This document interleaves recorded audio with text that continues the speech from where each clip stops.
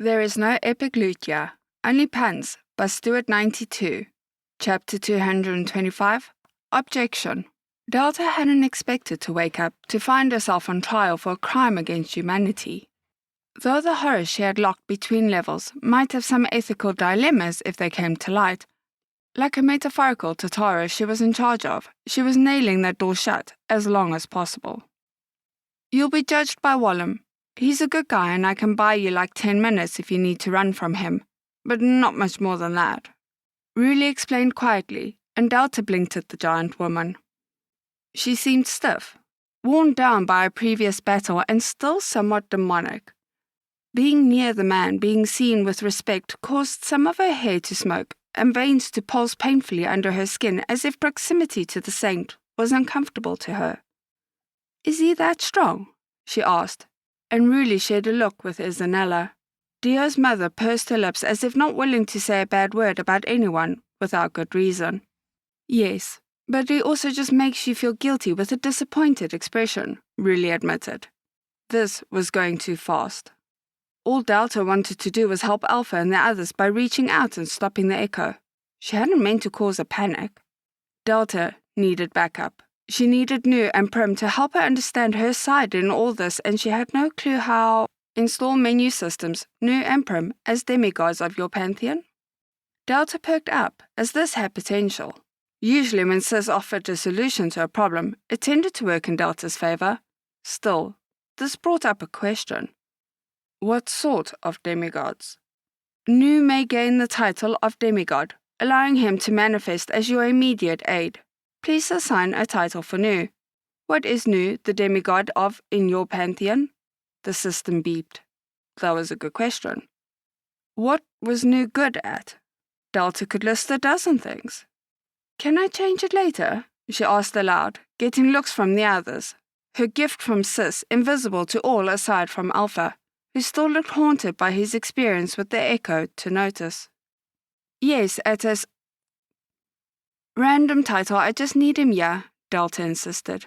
Energy flowed out of her and back into the dungeon where someone began to yell and scream for freedom, demanding the Faith Mittens get their mitts off his refined self before he showed them true pain. Delta, what did you do? Ruli asked as something manifested next to Delta in a swirl of dark blue energy that was a heavy mix of faith and dungeon mana. Nothing much, she promised as a new screen appeared. Nu, the demigod of love, has been recruited. I am not happy, Nu declared as he was less of a screen and more of a slender figure in a sensual robe with pouty lips that looked like they had some creative words to share with the world. Delta quickly recruited Prim as well. Prim, demigod of doom, has been recruited. Why do I hear music? Izanella whispered as a second form appeared in a swirl of green with a drumming thrum. Prim looked like a 10-year-old girl that also had a giant, bloody double-headed war axe in one hand, her tiara looking suspiciously like it was made out of bone. She's reproducing, Kaline screamed and Delta held up a hand. Recruiting, she corrected. Without a word, Prim held up a hand, marveling at the digits before she forced the ambient mana into a rectangular screen, which showed the imprint of a loaded shotgun being moved to chase down demons. This world will run with doom, the little girl whispered. Brat, switch domains with me, Nu ordered frantically. No, Prim said, the word so heavy with the smoke that it was worth 1,000 other words that also meant no. Come now, I don't love anything and thus this domain is useless, Nu complained, and Delta subtly erased the random log out of her purchases. You love signs, Delta pointed out. And watching idiots break bones, Prim added. Oh, yes, that is true. But can I weaponize that love? Nu mumbled. Dungeon Delta, will you approach the table and agree to be bound to the rules of diplomacy? Wallum called from the middle of the field with a dire tone. He watched for a moment, as a table was brought with enough distance between both sides that neither party could reach across the table and throttle one another. Delta wasn't sure what was more impressive, the fact Wallum had this table on hand for such an occasion, or the fact he could have carried it from Durance so quickly. Delta opened her mouth, before something left her dungeon, pulling itself forward with desperation. Not until we read the terms, Lawyer Gon panted as he was partially dried out due to the lack of mana. It only took a little effort to refill her third-floor boss's mana pool, making his briefcase reform and his energy to rise. "And who are you?" someone called. "Lawyer, boss, monster, child, and defense attorney of law," Lawyer Gon declared as he rose a foot to appear intimidating. "He shouldn't have been able to leave the third floor, no matter what," Nu muttered, and Delta blinked as in the mix of green and blue of Jellygon's usual body, there was a small round orange orb that was foreign, not something from the dungeon, which was acting like a battery for Jellygon. It wasn't something Delta had created, but it felt familiar, like someone she had seen before but didn't know personally. Like a person you saw at your grocery store occasionally, but forgot about not long after. "You shall be the judge, Sir Wallum?" Lawyer Gon asked, and the saint nodded without batting an eye. It was likely he had seen stranger things in his time as a saint, but Delta couldn't think of what that might be. "We shall then need..." Lawyer Gon inhaled. Then his goopy body slammed the lawyer briefcase down dramatically. "A panel of jurors," he demanded. The statement rippled outwards like a wave, making people shiver with the impending doom of being summoned to serve the hastily put-together court. "I offer myself as tribute," Ruli said gravely as she walked forward, ready to fall on some metaphorical sword. "She's too close and biased," Kayleen interjected, and Ruli sent him a rude gesture that made Delta think the man might have a point. "Be partial to this," she warned. But Chris pulled her back before Ruli could stomp over and break the man's back like a glow stick. "I'm not partial, and I'm honest," Grim said, and there was a pause as people talked for a moment. One of the fair play men held up a weird seed weapon that made Delta wince at its appearance. They all looked grotesque to her vision, like people who had cut off their fingers and were using them as candles or pencils. "No lies," a fair play man admitted aloud as his star flashed green, and Kaline visibly ground his teeth in annoyance. The statement threw Delta as Grim had been in her dungeon more than most, and benefited immensely each time with wisdom, experience, and actual treasure. Grim should love her. "How are you not partial?" Delta demanded, and the kid shot her a grin. "You said Mary on me," he said stubbornly. Delta opened her mouth and closed it. The mouse on the first floor wasn't that terrible. It just got carried away, and Grim made it really easy to get carried away in an effort to pop his smug balloon. "That isn't the worst reason," she admitted, getting a surprised look from the boy before he coughed. "Besides, this is a great opportunity to improve the guild's prestige. It's like that saying, 'You gotta cheese the day,'" he boasted, then paused before covering his orange tongue. "And also because of that," he snapped, flashing red as more terrible jokes tried to escape, but Grim managed to choke them back like tears. Delta didn't see the issue, honestly. Those jokes redeemed Grim in her eyes. After all, it wasn't like he was spitting out tongue twisters. Delta smiled a little, and Grim shot her a nervous look. "I will also be fair," someone spoke, and Delta blinked at the sight of Kemi walking into sight, holding her regal staff and looking worried. "I am a priestess for the goddess of truth. I literally cannot lie about what I know," she said, and the title made her instantly accepted by fair play. Delta supposed if there was any benefit to being allergic to lies, instant court access would be one. "This sounds like it'll keep me from doing any actual work. I'll join," said a voice Delta had never heard before, and she paused as a man with a seed so developed it was basically a flower walked into the circle, and he looked like a mercenary with some official Valuan medals and outfit to make him look important. His appearance was scruffy with the barest effort of not looking completely wild. His body, while muscular, didn't convey the sheer power the man could bring to bear if he so chose. His appearance made Delta a little unwell. This man danced between the line of a powerful fighter and verging on the edge of becoming a new Echo. The only thing keeping him bound to humanity and secure was a golden band around his seed and his sheer sense of self. Damn, is he still here? Ruli muttered as the man looked around for any complaint, finding none from the Fairplay side. Who is that? Delta asked Izanella. Zane, of the Royal Knights, the woman whispered back, clenching her hand as if the title was a dirty word to her. He arrived to check your dungeon out a short while ago, but the village has been doing its best to keep him out of the way. He's a criminal, who has the royal family's seal to act as a knight. His power makes him undeniable as a fighter, but the only thing keeping him from being a monster is the oath he swore, so he could have unfettered access to dungeons around the world. The dungeons are the only thing the Royal Knights can still be challenged by on a regular basis, Izanella explained, her words lyrical but her tone dark. Delta didn't want this guy in her dungeon at all. He arrived with Surma, Delta blinked, really grinned darkly. Way before. They arrived with Alpha, she said in a sort of boastful manner, and Delta wondered how long there had been running interference. Any time he would leave a bar or some establishment, the village's streets would reroute him to a new one. The man's attention span seems to be shorter than most, or he really doesn't care for his job. Izanella agreed with a frown. Thank you, Mimi, Delta thought with gratitude. Zane, I order you to be truthful to the best of your ability, Surma ordered, appearing from the crowd in a sudden rush, looking pale at the figure's appearance. Lawyer shivered as the orange ball giving him energy reacted to her upset state. The man grinned, as if he saw Surma like an expensive breed of tiny dog he didn't like, but didn't have the cash to replace if he kicked it off a cliff.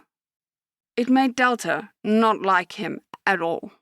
I don't need to accept that order, as you are not the queen, but why not? Sounds fun. He decided with the whimsical nature of someone who truly had no stakes in the affair, but was willing to complicate it for his own entertainment. I reject the other royal knight present, Mrs. Dabergast declared as she emerged from the shade of a tree, and Delta had never seen the woman so feral and upset-looking. Her fingers were clawed into shapes to hurt something, while her body heaved with a breathless snarl. Pearl? Don't know where she is. She went out hunting to the north and hasn't come back, Zane said with a shrug. Alpha shivered at the name, and Delta smiled at him, and he seemed stunned, then smiled back, as if finally noticing how corporeal Delta was now. Delta thought for a moment. Someone was standing behind Alpha, a shadow of comfort. Someone familiar, but it was gone before she could focus on it. I also volunteer, someone spoke, and Delta felt like things were crawling down her back, oily eels that traced back to a friendly-looking man with his hands covered in clay.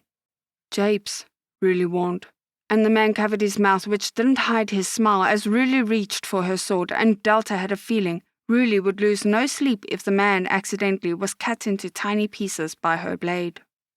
Threatening a productive member of society? For shame. But I'll be completely honest. I simply wish to see the truth of the matter. I want to see if the dungeon is truly more, or is nothing but a beast wearing the skin of a woman.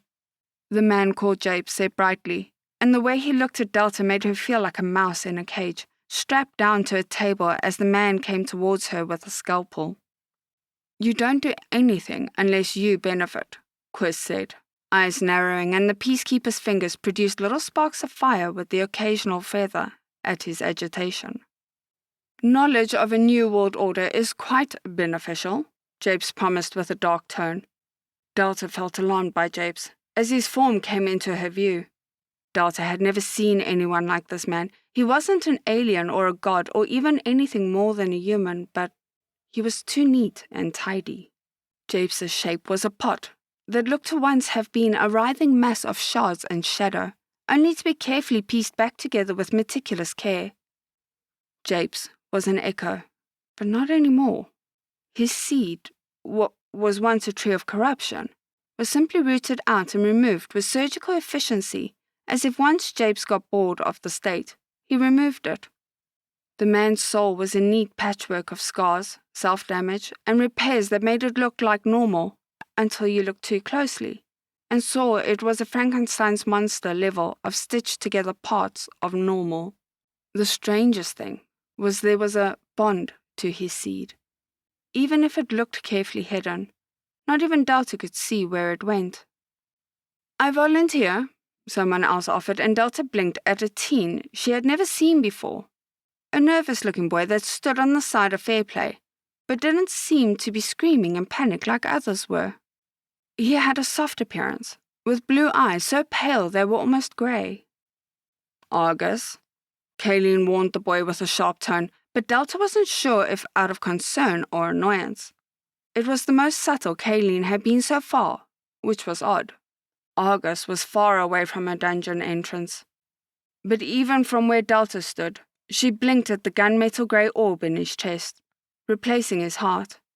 It still beat in a similar manner like a heart, making organs function and blood flow, but it also regulated Argus's manner.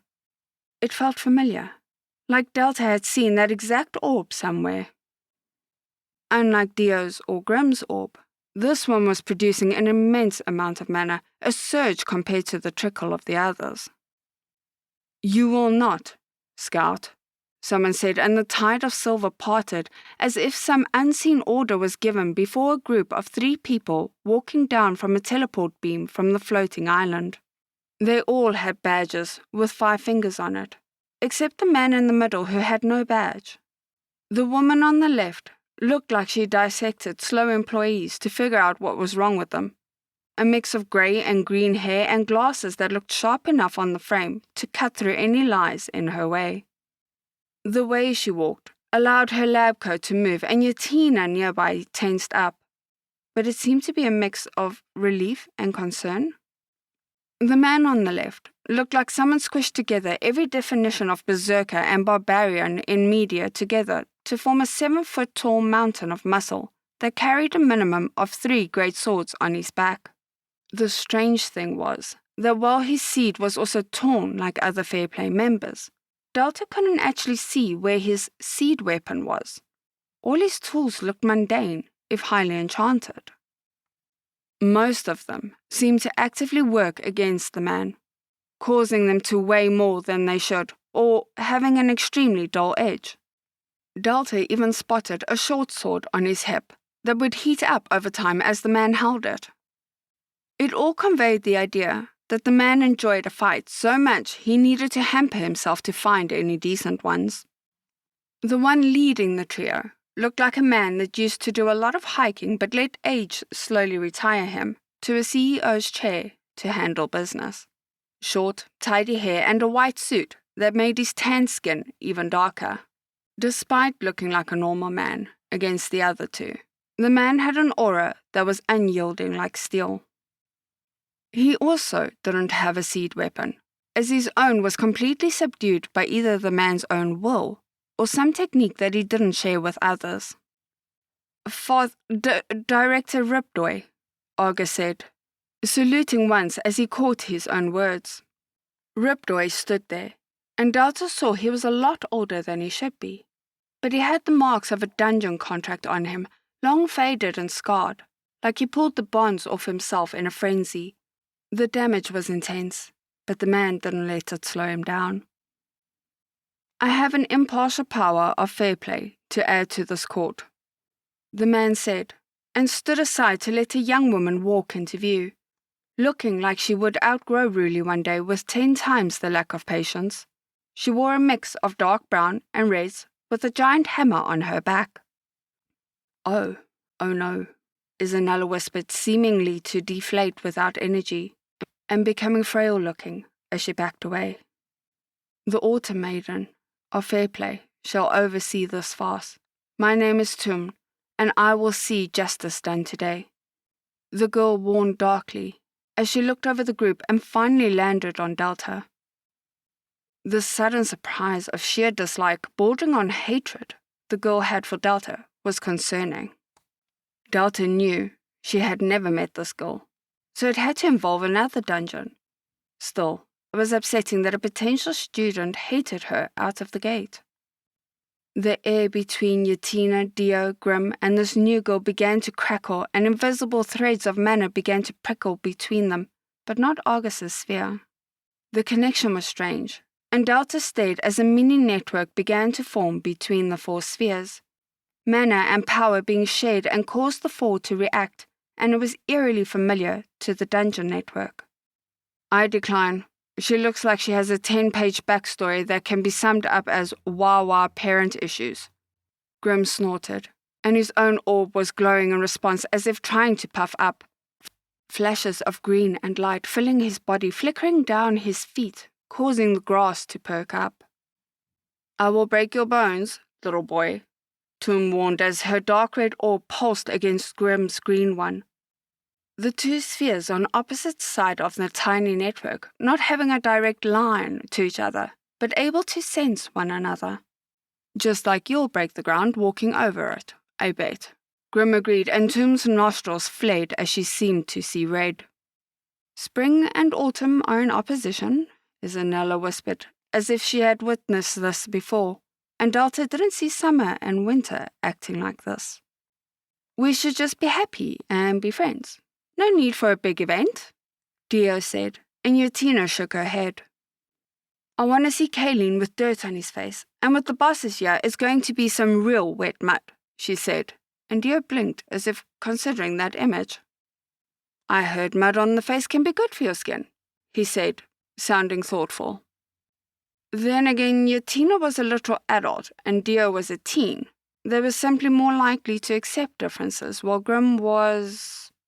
Watch out for the Tum-Tum Maiden. She's the Autumn Maiden because we celebrate spooky tales in the autumn. She looks the part, Grim said as Toom tried to reach him to behead, only for the giant man to hold her back with a finger. Grim was a real blooming onion. Enough, Wallam's voice called out, so heavy with authority that Delta felt like sitting down and getting on with her classwork before remembering she was an adult. Grim of Durance, Kemi of the Truth, Zane of the Verluon, Japes of Durance, Toom of Fairplay, and myself will oversee this unique case, Wallam began, only for the CEO man, Ripdoy, to interject. That runs the risk of a tie. One more should be included to allow for an outcome that won't draw this out, he said, and Wallam considered it, then nodded. Then we have to find one more. 2 of Durance, 2 of other gods, and 2 of official authority, Wallam listed as if finding the balance also displeasing, before speaking more. We shall need a wild card, someone with no loyalty to a god, king, village, or employer, he said with a hum.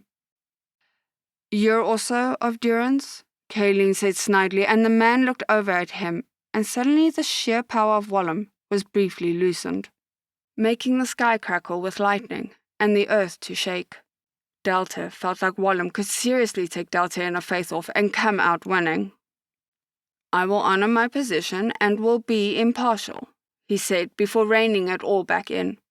Kayleen stepped back, nodding as if he was too terrified to speak. To find someone with no prior history or biases in a short time will be tricky, Lawyer Gon said, with a ripple of his blob-like body. Everyone turned as a bedraggled group of adventurers emerged from the woods, looking wide-eyed as they saw the event. Delta knew them. The queue to the dungeon means we may have made a grave mistake coming here, the necromancer said to the others. I swear to whatever god is listening, I will break your funny bone, the gunsmith said with a dark tone before turning back to the gathering of people. People are saying the dungeon is an abomination now. Is that true? We only ran it a week ago and it was fine, she asked, and Wallam perked up. The saint walked over and stood before one of them. You, my son, have an aura that has no biases or issues. It's so clean it's like simple cotton, or a slight off shade of white, room temperature water, and plain bread, he said, beaming at the warrior. Thank you, the man smiled back.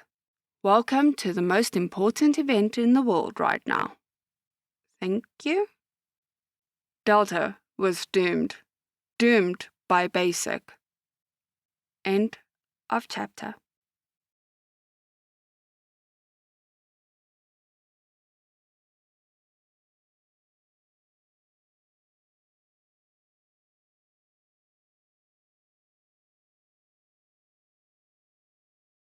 I'd greatly like to thank our Tier 5 channel members, Caspar Arnholt, John Creighton, Manatharia, 050, Dragzoon WRE, and Elijah Silvercross. Thank you very much.